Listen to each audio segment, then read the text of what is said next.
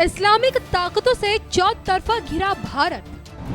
अब भारत के खिलाफ रची गई है साजिश। भारत के खिलाफ विदेशी ताकतों का षड्यंत्र। शेख हसीना के बाद क्या मोदी की बारी है?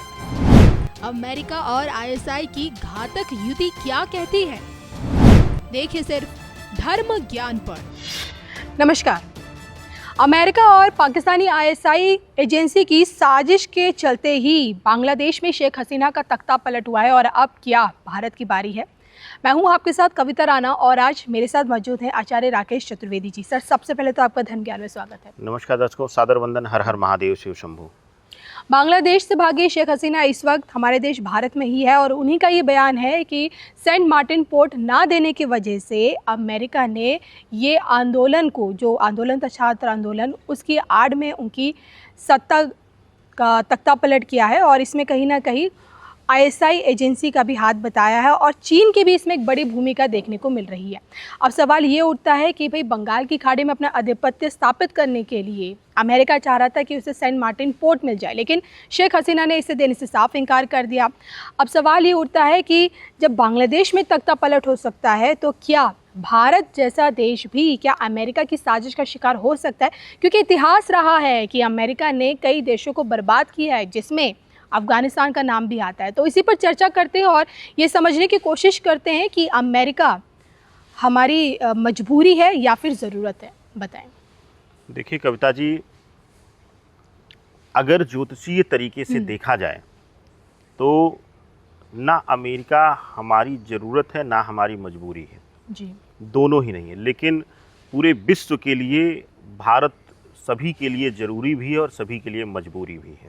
या कह लीजिए कि अमेरिका के लिए भारत ज़रूरी भी है और भारत मजबूरी भी है जी।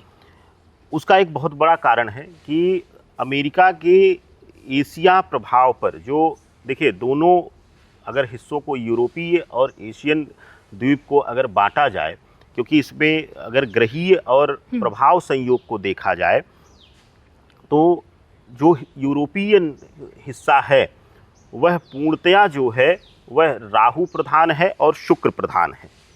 यह पूर्णतया वहाँ पर दिखता है और कुछ हद तक सूर्य की भी प्रधानता आती है और इसीलिए जो है वह आप देखेंगे कि यूरोपियन कंट्रीज जितनी भी हैं या अमेरिकन जितनी कंट्रीज़ हैं, यूनाइटेड अमेरिकन जो यूनाइटेड स्टेट अमेरिका का जो हिस्सा है पूरा, उसमें आप देखेंगे कि वो बड़े एग्रेसिव तरीके से अपनी जीवन शैली को बढ़ाते हैं और एक मॉडर्न टेक्नोलॉजीज़ को लेकर के बहुत एग्रेसिवली आगे बढ़ रहे हैं और प्रतिष्ठा में वह कहीं ना कहीं आगे हैं। बिल्कुल। अगर हम एशियन कंट्रीज़ की बात करें, खास करके अगर भारतीय इस द्वीप के आसपास के हिस्सों की बात करें, तो यह गुरु मंगल और राहु प्रधानता का प्रभाव है। इसमें देखेंगे आप, पाकिस्तान हुआ, अफगानिस्तान हुआ, चाइना हुआ या बांग्लादेश हुआ, एकदम से कट्टरपंथिता या फिर कह लीजिए कि कट्टरपंथी शासकों का प्रभाव हमेशा से देखा गया है। भारतवर्ष का भी हिस्सा उसमें गणना होती है। क्यों? क्योंकि आप देखेंगी कि भारतवर्ष का भी एक दुर्भाग्य रहा है कि यहाँ समय समय पर एक विशेष प्रकार के, चाहे वह पिछले राज धर्म की बात कर लें, जब राजा पंथ था, राज प्रथा थी, तो वहाँ पर भी देखा गया है कि कुछ कट्टरपंथी राजा शासक आए जिन्होंने लूट करके हमें कमज़ोर किया, बर्बाद किया।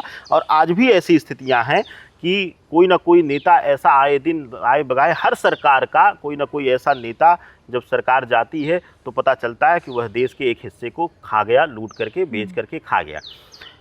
गुरु राहु और मंगल प्रधानता में अगर देखेंगी तो अब हम जिस स्थिति पे बैठे हुए हैं, जिस हिस्से पर हम बैठे हुए हैं, वहाँ केंद्र का एक बल जनरेट होता है। अगर देखेंगी तो विश्व की ज़्यादातर स्पिरिचुअली एक्टिव एनर्जीज जो है, चाहे वह हिमालयन रेंज की बात कर लीजिए, चाहे वह नर्मदा या गंगा के तटीय क्षेत्रों की बात कर लें, इसमें बहुत सारे हिस्से आते हैं जहाँ की अद्भुत मैग्नेटिक्स एनर्जी है।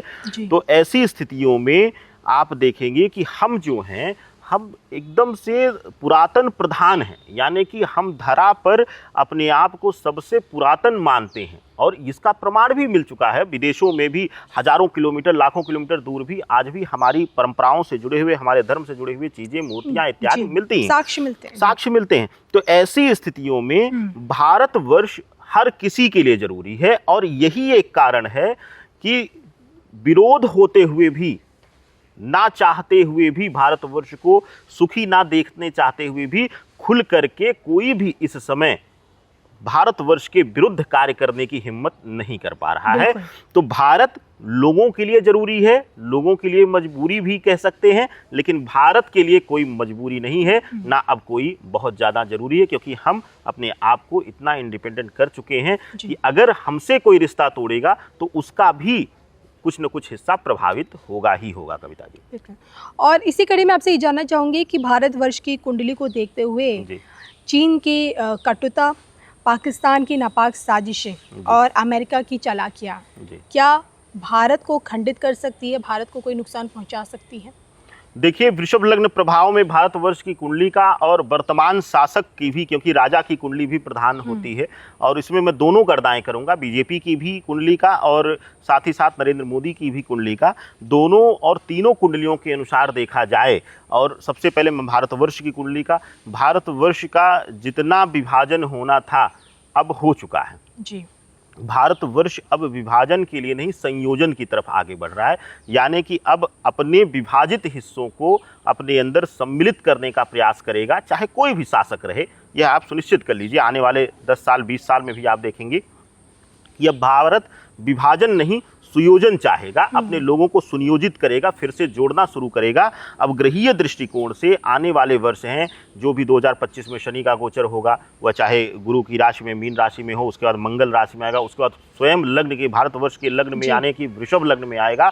तो अगले जो 7.5 वर्ष हैं भारत की प्रभुता और इसके प्रभाव में वृद्धि का वर्ष है। अब धीरे धीरे भारतवर्ष उन टॉप के राष्ट्रों में शामिल होगा जो कि बैठ करके अपने आप को राजा और पूरे विश्व पर दबदबा बनाने का प्रयास करते हैं, चाहे वह चाइना हो, चाहे वह रशिया हो, चाहे वह अमेरिका हो, या अन्य देश हों जो डेवलप होकर बैठे हुए हैं और अपने परमाणु या अपने तकनीकी के रूप में अपने आप को डेवलप करके विश्व में स्थापित किए हुए हैं। तो भारत अब उस श्रेणी में आने का एकदम से अग्रसर हो चुका है, और भारत अब विभाजित नहीं होगा, भारत अब जुड़ेगा।